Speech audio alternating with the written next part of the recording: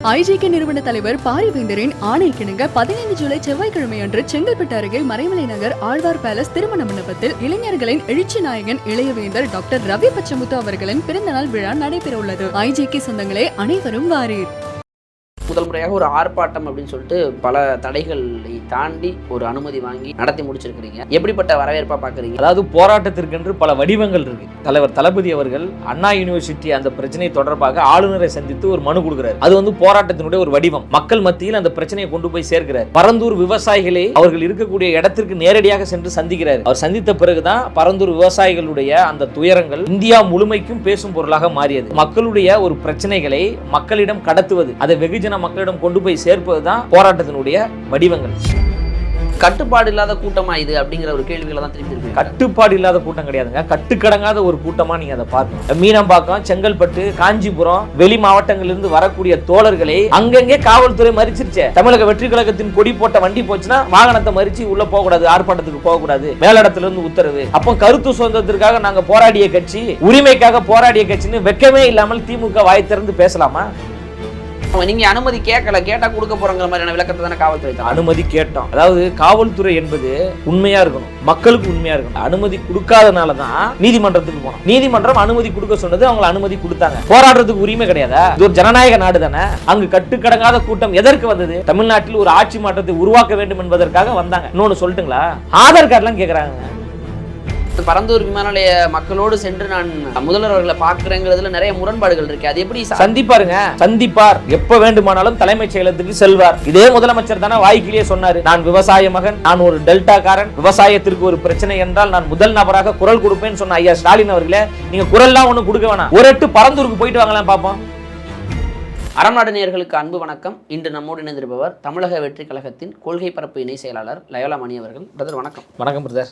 முதல் முறையாக போராட்ட களத்திற்கு, பலமுறை போராட்ட களத்துக்கு வந்தாலும் முதல் முறையாக ஒரு ஆர்ப்பாட்டம் அப்படின்னு சொல்லிட்டு பல தடைகளை தாண்டி ஒரு அனுமதி வாங்கி நடத்தி முடிச்சிருக்கிறீங்க. எப்படிப்பட்ட வரவேற்பா பார்க்குறீங்க? ஒருபுறம் கலாய்த்துட்டு இருக்காங்க, சில வார்த்தைகள் சில விஷயங்களை பண்ணது, சாலைகளை சேதம் பண்ணியிருக்காங்க, கம்பிகளை உடைச்சிருக்கிறாங்க, ஒரு கட்டுப்பாடு இல்லாத கூட்டமாக இது அப்படிங்கிற அளவுக்கு நிறைய விஷயங்கள் ட்ரோல் ஆகிட்டும் இருக்கிறது, வரவேற்பும் இருக்கிறது. எப்படி பார்க்குறீங்க? அதாவது முதல் முறையான போராட்டம்னு நீங்கள் சொல்கிறீங்க.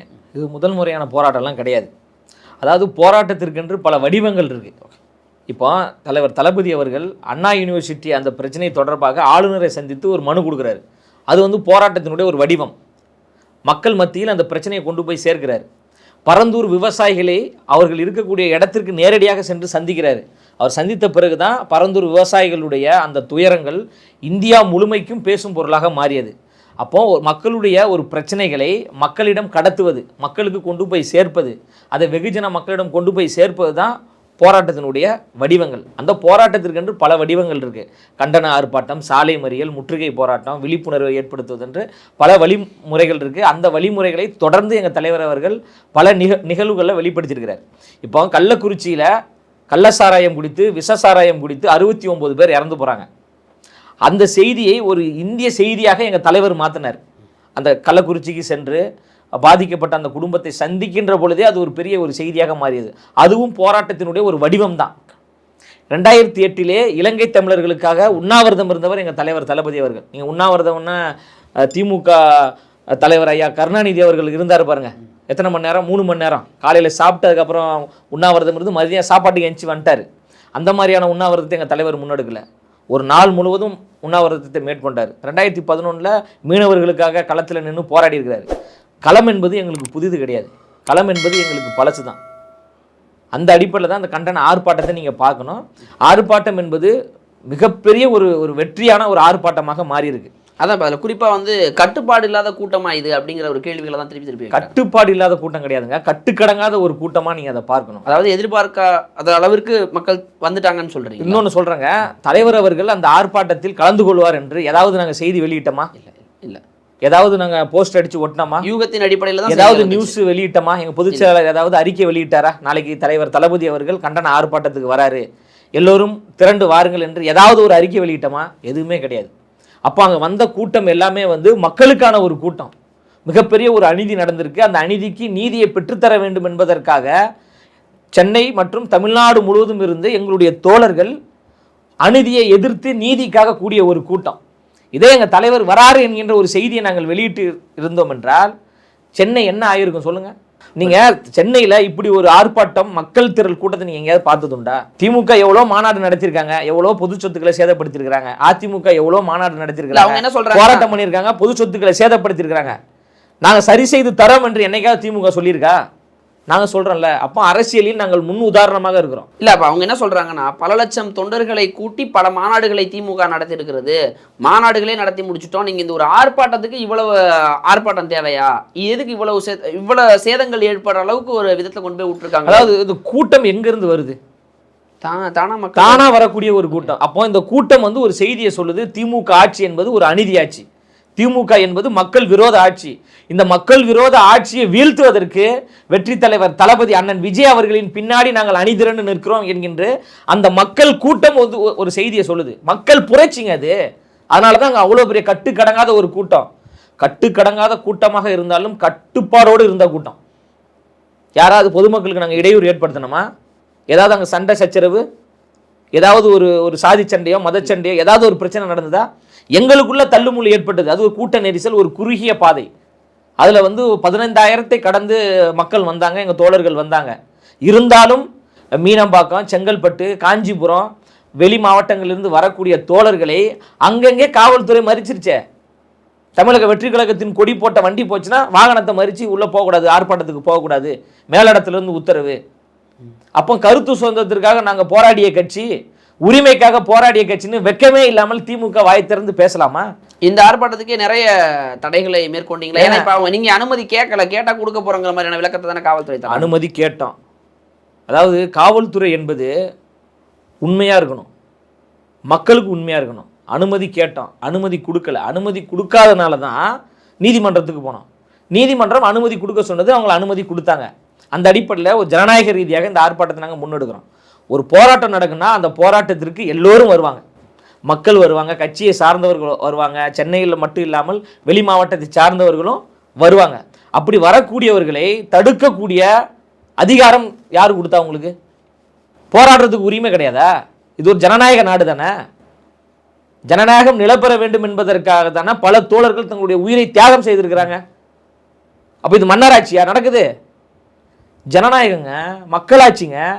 மக்கள் தங்களுடைய கருத்துக்களை சொல்றதுக்கு நீங்க அவ்வளோ அடக்குறீங்க, ஒடுக்குறீங்க. வாகனத்தை உள்ள 8 கிலோமீட்டருக்கு 10 கிலோமீட்டருக்கு நடக்க வைக்கிறீங்க. கூட்டம் வந்து வெளியில தெரிஞ்சிடக்கூடாதுன்னு சொல்லி பல கட்டுப்பாடுகளை விதித்த பிறகும் கூட அங்கு கட்டுக்கடங்காத கூட்டம் எதற்கு வந்தது? தமிழ்நாட்டில் ஒரு ஆட்சி மாற்றத்தை உருவாக்க வேண்டும் என்பதற்காக வந்தாங்க. இன்னொன்று சொல்லட்டுங்களா? ஆதார் கார்டுலாம் கேட்குறாங்க கூட்டத்துக்கு வர்றதுக்கா? ஆர்ப்பாட்டத்துக்குள்ள வர்ற மக்களிடம் ஆதார் கார்டு கேட்குறாங்க. நீங்க சென்னையா இருந்தால் உங்களை உள்ள விடுறோம், வெளி மாவட்டத்தை சார்ந்தால் நாங்கள் விட மாட்டேன்னு மாவட்ட செயலாளர்கிட்ட வேணா நீங்கள் கேட்டு பாருங்கள். திருவல்லிக்கேணி பகுதியை சேர்ந்த எங்களுடைய மாவட்ட செயலாளர்கிட்ட கேட்டு பாருங்கள். ஆதார் கார்டு கேட்குறாங்க காவல்துறை. எந்த கண்டன ஆர்ப்பாட்டத்திலேயாவது ஆதார் கார்டு கேட்டால் ஏதாவது வரலாறு இருக்கா? அப்போ அந்த அளவுக்கு வந்து ஒரு மிகப்பெரிய ஒரு அச்சத்தை, பயத்தை எங்கள் தலைவரும் தமிழக வெற்றி கழகமும் ஏற்படுத்தியிருக்கா? நாங்கள் எதற்காக அங்கே போராடினோம்? ஒரு அநீதி நடந்துச்சு, நீதி பெற்றுக் கொடுங்கன்னு நம்ம போராடினோம். ஃபோன் காலில் பேசுகிற ஐயா ஸ்டாலின் அவர்களே, ஒரு எட்டு வீட்டுக்கு போங்க, அந்த தாயை பாருங்க, அவங்க சகோதரனை பாருங்க, தெரியாமல் நடந்துருச்சுங்க, இனிமேல் நடக்காதுங்க அப்படின்னு ஒரு வருத்தத்தை தெரிவிங்க. ஒர்க் ஃப்ரம் ஹோம்னு எங்களை சொல்கிறீங்களே, அப்போ நீங்கள் ஒர்க் ஃப்ரம் ஃபோனில் பாலிடிக்ஸ் பண்ணுறீங்களா? என் நேரில் போக மாட்டீங்களா? ட்ரம்ஸ் சிவமணி என்கின்ற அவருடைய இல்ல திருமண விழாவுக்கு ஐயா ஸ்டாலின் அவர்கள் போகிறாரு. நடிகர்களுடைய திருமணத்திற்கு ஸ்டாலின் அவர்கள் போகிறாரு, உதயநிதி ஸ்டாலின் அவர்கள் போகிறாங்க. ஏன் நீங்கள் அஜித்குமார் வீட்டுக்கு போக மாட்டீங்களா? மக்களுடன் முதல்வர், மக்களுக்கான முதல்வர் நீங்கள் சொல்கிறீங்களே, அஜித்குமார் குடும்பம் மக்களா இல்லையா? அப்போ மக்களுக்கான முதல்வர் ஏன் ஒரு மக்களை போய் நீங்கள் சந்திக்க மாட்டேன்றீங்க? பரந்தூர் விவசாயிகள் மக்களா இல்லையா? வேங்கவயல் மக்கள் வந்து மக்களா இல்லையா? அவங்களெல்லாம் போய் பார்க்கணும்ல. அப்போ நீங்கள் யாரை ஏமாத்துறீங்க? அப்போ அந்த ஒரு மக்களுக்கு ஏற்பட்ட அநீதியை சரி செய்ய வேண்டும், மக்களுக்கான நீதியை நிலைநிறுத்த வேண்டும் என்பதற்காகத்தான் அந்த ஒரு போராட்டம். இதென்ன முதல் முறையாக வந்து காவல்துறையில் அடித்து படுகொலை செய்யப்படுறாங்க. இந்த ஆட்சி அமைத்து 20க்கும் மேற்பட்ட படுகொலைகள் நடந்திருக்குங்க. இது வந்து போலீஸ் ஸ்டேட்டாக மாறிட்டு வருதுங்க. நாங்கள் எதற்காக ஐயா ஸ்டாலின் அவர்களை பார்த்து கேள்வி கேட்குறோம்னா, தமிழ்நாட்டோட உள்துறை அமைச்சர் யாரு? போலீஸுக்கான அமைச்சர் யாரு? ஸ்டாலின் அவர்கள் தானே. அப்ப நீங்க தானே பொறுப்பேற்கணும். இப்போ அதான் இப்போ அந்த கேள்விகள்லாம் நீங்கள் வைக்கிறீங்க, அதில் மாற்று கருத்து இல்லை. இப்போ ஒரு 3 மணி நேரம் ஒரு ஆர்ப்பாட்டத்தில் குறிப்பாக யார் பேச வேண்டும், இவர் பேசினாதான் ஒரு கர்ஜனையோடு இருக்கும், அது எதிரொலிக்கும் பொழுது அவர் 3 நிமிடம் தான் பேசுறதுங்கிறது அதுவும் ஒரு விமர்சனமாக மாறுது. அதை எப்படி பார்க்குறீங்க? அதாவது எத்தனை நிமிடம் பேசுனாங்கன்றது விஷயம் கிடையாதுங்க, எதை பற்றி பேசினார் என்பதுதான் விஷயம். அங்கே பேச்சு போட்டியாக நடந்துகிட்டு இருக்கு. யார் சிறப்பாக பேசினான்னு மதிப்பெண் போடுறதுக்கு ஒரு வழியை கடத்துறாரு, அவ்வளோதான். காவல்துறையால் அடித்து ஒரு இளைஞன் படுகொலை செய்யப்பட்டான், அவனுக்கான உண்மையான நீதி கிடைக்கல. ஒரு உயர் அதிகாரி உத்தரவின் பேரில் தான் அடித்தோம் என்று சொல்றாங்க. யார் அந்த உயர் அதிகாரி? எங்கிருந்து கட்டளை வந்தது?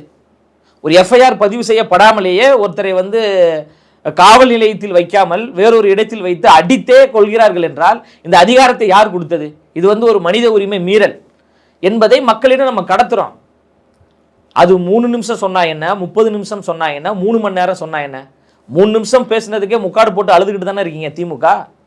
அப்போ 30 நிமிஷம் பேசினா என்ன பண்ணியிருப்பீங்க? சரி, இப்போ இந்த ஆர்ப்பாட்டத்தை ஒரு ட்ரைலர் எடுத்துக்கலாமா? இது போன்ற அடுத்தடுத்த மக்கள் பிரச்சனைகள், அதாவது நடக்கக்கூடிய, ஐ மீன் நீங்கள் முன்பே பண்ணியிருந்த விஷயத்துக்கு நான் வரல, அன்றன்றைய தினத்தில் மக்கள் சந்திக்கக்கூடிய பிரச்சனைகள் பெரிதாக இருக்கும் பட்சத்தில் தலையிடுமா தாவேகா அப்படிங்கிற கேள்வி வைக்கிறாங்க. ஏங்க, நாங்கள் மக்களோடு மக்களாக இருப்பதால் தான் பரந்தூர் விவசாயிகள் எங்களை தேடி வராங்க, எங்க தலைவரை தேடி இல்ல அது நிறைய முரண்பாடு இருக்கு. இப்ப பரந்தூர் விமான நிலைய மக்களோடு சென்று நான் முதல்வர் அவர்களை பார்க்கிறேங்கிறதுல நிறைய முரண்பாடுகள் இருக்கு. அது எப்படி சந்திப்பாருங்க?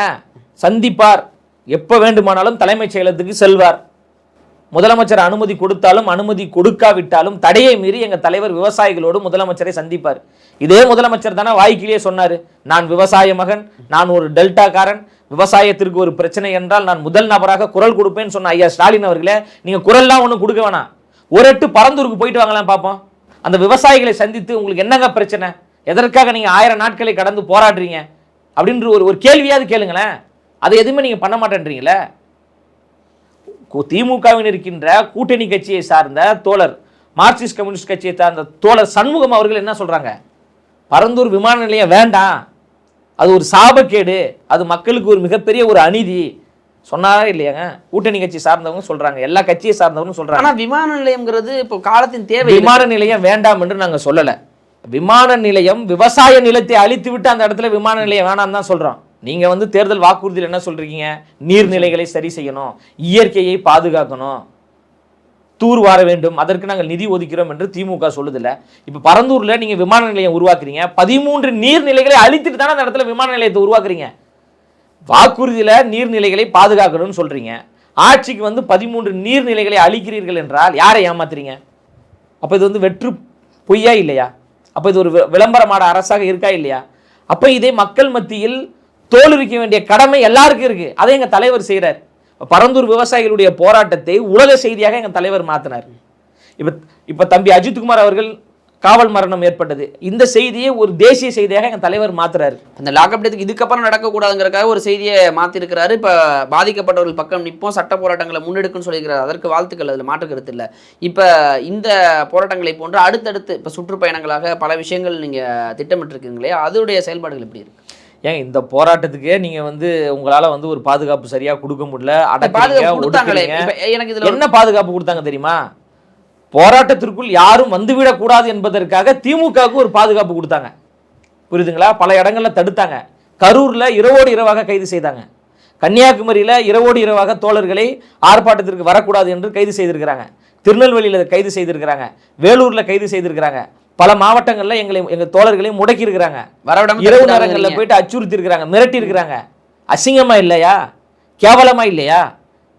இது ஒரு ஜனநாயக நாடா? என்ன கேட்குறோம்? நீதி கேட்குறோம், நீதியை கொடுங்க. நீங்க தானே சொன்னீங்க எதிர்கட்சியா இருக்கும்போது சிபிஐ பார்த்து விமர்சித்தவர் தானே ஐயா ஸ்டாலின் அவர்கள். கூட்டணி கட்சியை சார்ந்தவர்கள் எல்லாம் சிபிஐயை விமர்சித்தார்களா இல்லையா? சாத்தான்குளம் விவகாரத்தில் தந்தையும் மகனும் அடித்து படுகொலை செய்யப்பட்ட விவகாரத்தில் சிபிஐக்கு மாறுகின்ற பொழுது பாஜகவும் சிபிஐயும் கூண்டு கிளிகள் என்று ஐயா ஸ்டாலின் அவர்கள் சொன்னாரா இல்லையா? இப்போ இந்த வழக்கை நீங்கள் சிபிஐக்கு மாத்துறீங்களே, யாரை ஏமாத்துறதுக்கு மாத்துறீங்க? அப்போ தமிழ்நாட்டினுடைய காவல்துறையை ஐயா ஸ்டாலின் அவர்கள் கொச்சைப்படுத்துறாரு. இப்போ உச்சபட்ச விசாரணையாக எல்லாமே கொடுத்ததுக்கு பிறகு அதுல நீங்க மீண்டும் என்ன கொடுத்துட்டாங்க? இருங்க, 5 லட்சம் ரூபாய் காசும் ஒரு 3 சென்ட் நிலமும் கொடுத்துட்டீங்கன்னா எல்லாம் சரியாயிருமா? உண்மை குற்றவாளி யாருங்க? இப்போ ஒரு அம்மா புகார் கொடுத்தாங்களா என்னுடைய நகையை காணன்னு, அந்த அம்மாவை விசாரிச்சிங்களா? அவங்க ஜாலியா பேராசிரியராக வேலை செஞ்சுட்டு இருக்காங்க கல்லூரியில, அவங்க மீது ஏன் விசாரணை நடத்தலை? நிறைய உயர் அதிகாரிகள் அதில் வந்து தலையிட்டு இருக்கிறாங்க. யார் அந்த உயர் அதிகாரிகள்? அவர்கள் மீது ஏன் கொலை வழக்கு பதிவு செய்யலை? ஏன் அவர்களையெல்லாம் கைது செய்யலை? இப்போ ஒரு உயர் அதிகாரியுடைய ஒத்துழைப்பு இல்லாமலா காவலர்கள் அடித்தாங்க? யார் அந்த உயர் அதிகாரி? ஏன் தொடர்ந்து விசாரணை என்ற பெயரில் அடித்து கொலை செய்யப்படுறாங்க? அப்போ ஒரு உள்துறை அமைச்சர் உண்மையும் நேர்மையுமாக இருந்தால் காவல்துறைக்கு ஒரு பயம் வருமா? நம்ம ஒரு தப்பு பண்ணோன்னா நாளைக்கு நம்ம மீது மிகப்பெரிய பிரச்சனை வரும், நம்மளை கைது பண்ணிடுவாங்க, சிறைப்படுத்திடுவாங்க அப்படின்ற ஒரு அச்சம் ஏற்படுமா இல்லையா? ஆனால் உள்துறை அமைச்சர் அப்படி இருக்கிறாரா? ஒரு பொறுப்புணர்வோடு இருக்கிறாரா? இல்லையே. எதையுமே காது கொடுத்து அவர் கேட்பதில்லை, எதையுமே மதிப்பதில்லை, வாக்குறுதிகளை நிறைவேற்றுவதே கிடையாது. ஆனால் நாங்கள் எல்லா வாக்குறுதிகளையும் நிறைவேற்றிட்டேன்னு சொல்கிறாரு. அண்மையிலங்க 181வது வாக்குறுதி திமுக பகுதி நேர ஆசிரியர்களை பணி நிரந்தரம் செய்கிறோம் என்று சொன்னாங்க. அதை நம்பி 12,000த்திற்கும் மேற்பட்ட ஆசிரியர்கள் திமுகவுக்கு வாக்களிச்சிருக்கிறாங்க. ஆட்சிக்கு வந்து 4 வருஷம் ஆயிடுச்சுல, பணி நிரந்தரம் பண்ணியிருக்கணும்ல, பணி நிரந்தரம் பண்ணல. தங்களுடைய உரிமைக்காக போராடுகின்ற பகுதி நேர ஆசிரியர்களை அவளை கொச்சைப்படுத்தும் விதமாக அடாவடித்தனத்தோடு இரவோடு இரவாக கைது செய்கிறாங்க, முன்னெச்சரிக்கை கைது செய்கிறாங்க. முன்னெச்சரிக்கையாக கைது செய்து மண்டபத்தில் அடைச்சி இரவு விடுதலை செய்த பிறகு வீட்டுக்கு போகும்போது திருவண்ணாமலை மாவட்டத்தை சார்ந்த ஒரு பகுதி நேர ஆசிரியர், ஒரு ஓவியர் ஆசிரியர் பார்த்தசாரதி என்பவர் விபத்து ஏற்பட்டு இறந்துட்டாருங்க. இந்த இறப்புக்கு யார் காரணம்? நீங்கள் அந்த பகுதி நேர ஆசிரியர்களை பணி நிரந்தரம் செய்திருந்தா அவர் போராட்டம் பண்ணியிருப்பாரா? அவர் இப்படி ஆக்சிடென்ட் ஆகி இறந்துருப்பாரா? இது குறித்து ஐயா ஸ்டாலின் அவர்கள் வாய் திறந்து பேசலை. நீங்கள் சொன்ன வாக்குறுதி தானேங்க, நீங்கள் ஏமாற்றியதால் தானே பார்த்தசாரதி என்கின்ற ஓவிய ஆசிரியர் இறந்து போனார். இன்னைக்கு பகுதி நேர ஆசிரியர்கள் போராடுறாங்க. எப்படி தெரியுமா கைது பண்ணியிருக்கிறாங்க? குண்டு கட்டாக தரத்தரவென்று இழுத்து மிகப்பெரிய ஒரு அடாவடித்தனத்தை செய்கிறது. இதை தானே பிஜேபி செய்யுது மக்களுக்கு எதிராக. அப்போ பிஜேபி என்ன செய்தோ அதே தான் திமுக செய்யுது. இப்போ எல்லாவற்றையும் செய்து கொண்டு சர்வதிகார போக்கோடு திமுக செயல்பட்டு நீங்கள் எங்களை பார்த்து விமர்சிப்பதற்கு, எங்களை அடக்குவதற்கு என்ன அருகதை இருக்குது திமுகவுக்கு? இப்போ அதான் இப்போ சாரிமா அப்படின்னு சொல்லிட்டு அதையே ஒரு டேக்லைனாக எடுத்து விமர்சனங்களை வச்சிருக்கிறீங்க. அது களத்தில் எந்த அளவுக்கு எதிரொலிக்குங்கிறத பொறுத்து வந்து பார்ப்போம். நேரம் கொடுத்ததற்கு நன்றி. மிக்க நன்றி.